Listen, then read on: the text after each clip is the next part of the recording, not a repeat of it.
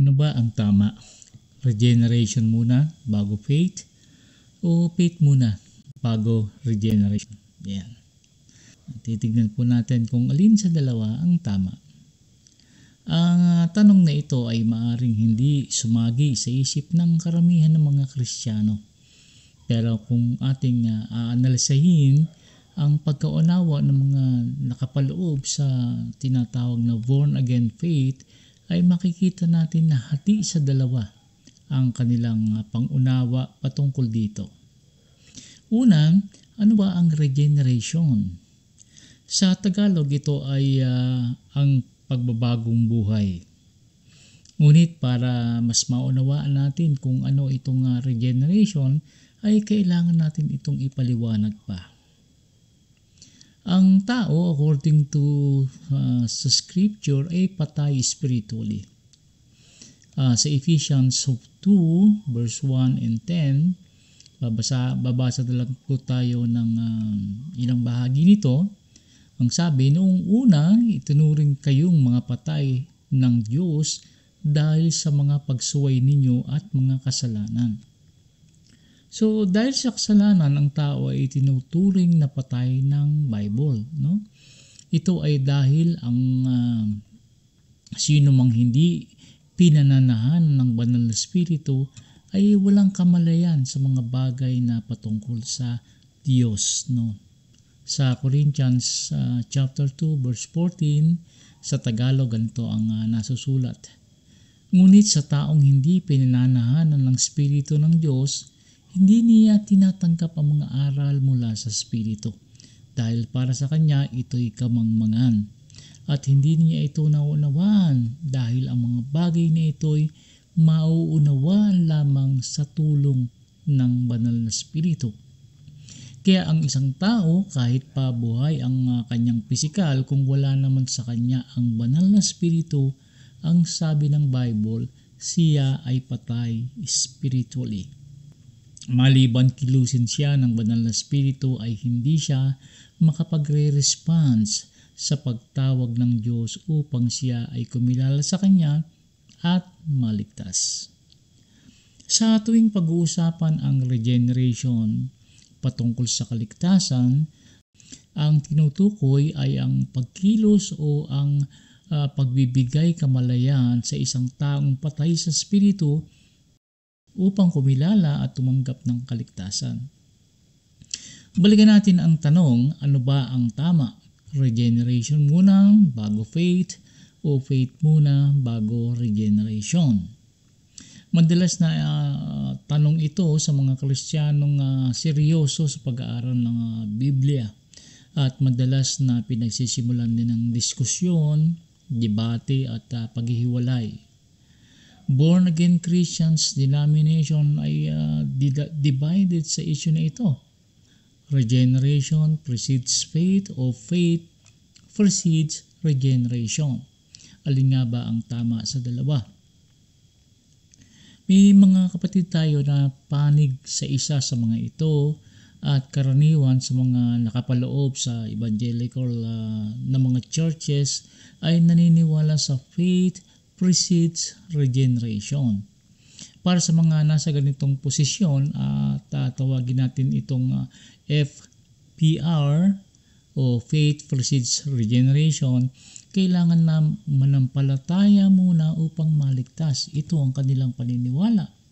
Sinasabi nila na dahil sa pakikinig ng gospel, ito ang magdadala sa tao upang manampalataya. Totoo ba na ang tao kung makarinig ng gospel ay may kakayanan ng manampalataya? We evangelize or preach the gospel because it is the power of God for salvation, but for those who believe. Sa Romans 1:16, for I am not ashamed of the gospel because it is the power of God that brings salvation to everyone who believes. First to the Jew, then to the Gentiles. Kailangan natin itong maunawaan sapagkat kung ang bawat makapakikinig ng gospel ay kikilala sa Diyos at maliligtas, bakit ang ibang nakapakinig naman ay hindi naman kumilala o tinanggap ang gospel? Ibig sabihin ba walang kapangyarihan ang gospel sa mga hindi tumanggap? Kung gayon, hanggang saan ang kapangyarihan ng Diyos sa mga tao upang tanggapin ito? Kung tatanungin natin ang mga naniniwala sa FPR kung bakit sila tumanggap at ang iba ay hindi, sa pagsasabi nilang dahil nagdesisyon silang tumanggap. Ang kasunod namang tanong ay, mas mabait ka ba o mas may unawa na tanggapin ang gospel kaysa iba? Sa pag-iwas nilang ipalagay na mas mabuti sila sa iba o mas may unawa o matalino sila sa iba, o ang sa iba naman na may nakausap naman ako na dahil daw siya ay open-minded, kaya niya tinanggap ang gospel at ang iba ay close-minded daw kaya hindi tinatanggap. Ang tanong, bakit ka open-minded at ang iba ay close-minded? O sino ang nagbukas ng isip mo para maunawaan ang mga bagay na spiritual? May kakayanan ba talagang tanggapin ng tao ang gospel o i-reject?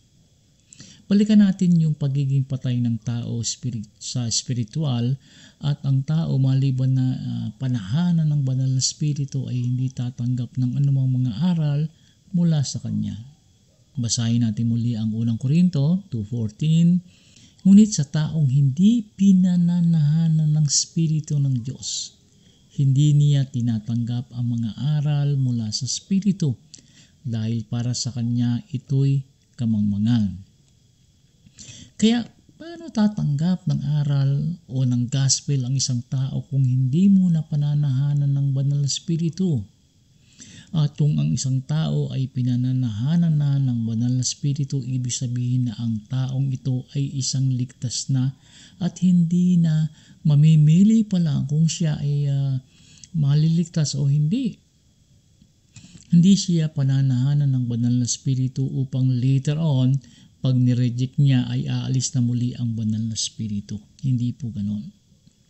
Kaya sinabing ang gospel ay kapangyarihan ng Diyos sa mga naligtas sapagkat kung ang gospel ay kapangyarihan ng Diyos, sino ang makakahadlang sa kapangyarihan ng Diyos na ito? At mas makapangyarihan pa ba ang tao kaysa sa Diyos na kaya ng tao na pigilan ang kapangyarihan ng Diyos na ito?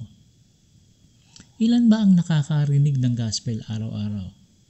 Sa mga street preachers, sa radio, TV, sa mga nagbibigay ng gospel tracts o maging sa social media ay naglipa na po ang mga salita ng Diyos o ang gospel. Sa dami ng pamamahagi ng gospel sa iba't ibang media o paraan ay wala nang excuse ang maraming tao na sabihin hindi niya narinig ang gospel. Pero ang tanong, lahat ba sila ay tumanggap at naligtas? No? And again, kung ang gospel ay kapangyarihan ng Diyos sa ikaliligtas, wala bang kapangyarihan ito sa karamihan o sa lahat? Walang sinumang tao na kayang buhayin ang kanyang sarili mula sa pagiging patay spiritually. Kailangan ng tulong ng Diyos upang ito ay mangyari. Bagamat most Christians, including Roman Catholic, believe in grace o biyaya ng Diyos sa ikaliligtas, nagkakaiba naman ito kung paano ito tatanggapin. Para sa iba, ang biyaya ng Diyos ay kailangan sa ikaliligtas, ngunit nangangailangan din naman ito ng tulong o gagawin ng tao. O yung tinatawag sa pag-aaral ng theology na synergism. Salvation equals divine plus work o yung human effort o gawa ng Diyos at kasama rin ang gawa ng tao. So may tulong ng gawa ng tao. Bagamat Diyos ang nagliligtas, kailangan ng tulong ng tao para magkaroon ng kaligtasan. Masasabi nating half-truth ito, no? Half-truth. Sapagkat ang pananampalataya ay sa tao at hindi naman sa Diyos. Siyempre naman, ang tao ang nananampalataya at hindi ang Diyos. Ang tao ang nananampalataya upang maligtas at hindi ang Diyos ang mananampalataya para maligtas ang isang tao. Kung ang tao ay nag-respond kay Kristo, ito ay kanyang tugon kay Kristo. Ang kanyang faith and trust, ang kanyang in-exercise upang tumugon kay Kristo. Ngunit ang tanong muli ay ang tao ba ang nakikipag-cooperate with God's grace for him to be born again? O ang kooperasyon ay nangyayari matapos ang grace ng Diyos ay ipinagkaloob sa taong naligtas?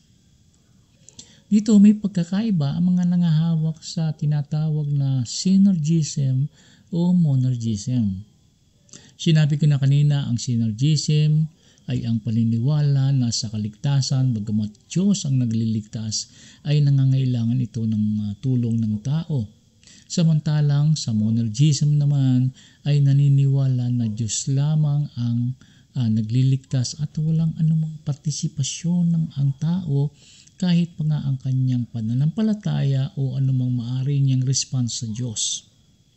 Ang pananampalataya ay kaloob ng Diyos. Sa madaling salita, hindi magkakaroon ng sino man ng pananampalataya maliban pagkaloob siya o pagkalooban siya ng Diyos nito. Kaya paano ang pananampalataya ay masasabi nating sa atin nagmula? Naligtas ka dahil sa iyong pananampalataya, pero kung ang pananampalataya mo ay ipinagkaloob lamang ng Diyos sa iyo, hindi ba mas tama mong sabihin na naligtas ka o naligtas ako dahil pinagkalooban ako ng pananampalataya ng Diyos? Ito ay hindi sa anumang iyong magagawa o sa ating mga gawa para wala tayong anumang maipagmalaki. Sabi sa Efeso chapter 2 verse 8 and 9, sapagkat dahil sa kagandahang loob ng Diyos kayo ay naligtas sa pamamagitan ng pananampalataya, at ito'y kaloob ng Diyos at hindi mula sa inyong sarili. Hindi ito bunga ng inyong mga gawa, kaya't walang maipagmamalaki ang sinuman. Kaya para sa mga naniniwala sa regeneration precedes faith o yung RPF, mananampalataya lamang ang tao kung siya ay kikilusin at pananahanan ng banal na Espiritu. Ang kaligtasan ay mula sa Diyos lamang. At kung paano walang kinalaman ang tao sa kanyang kapanganakang pisikal, ay lalong wala rin siyang kinalaman sa kanyang kapanganakang espiritual. Kaya ng sinasabi ng John chapter 3 verse 6 to 8, ang taong pinanganak sa laman ay laman, at ang pinanganak sa Espiritu ay Espiritu. Huwag kang magtaka sa sinasabi ko sa iyo, kayong lahat ay kailangang ipanganak na muli. Umiihip ang hangin kung saan ito nais at naririnig mo ang ugong nito. Ngunit hindi mo alam kung saan ito nanggagaling at kung saan papunta. Ganon din ang bawat ipinanganak sa Espiritu. Dito, inihalin tulad ni Jesus ang kapanganakang espiritual sa ihip ng hangin. Hindi natin alam kung saang direksyon ang gagaling at kung saan papunta ang hangin, pero nalalaman lang natin na may hangin sa mga bagay na gumagalaw sa ating paligid at sa ating mga balahibo na nakakabit sa ating balat upang ito ay ating maramdaman. Kaya kung ang taong ligtas na ay humarap na sa Diyos, ano kaya ang sasabihin niya kung tanungin siya kung bakit siya papasukin sa langit? Ano ang isasagot niya?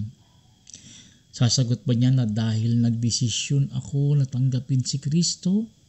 O dahil siya ay naligtas dahil lamang sa ginawa ni Jesus sa krus? Kaya po nawa ay maunawaan natin na ang kaligtasan po ay Diyos lamang ang may gawa. Tayo bilang mga kasalanan, ang hinahangad natin ay pawang mga bagay na malayo sa Diyos. Hindi natin hinahanap ang Diyos, at maliban tayo ay panahanan ng Banal na Espiritu, hindi po tayo magkakaroon ng pagtugon sa Diyos upang maligtas. Salamat po.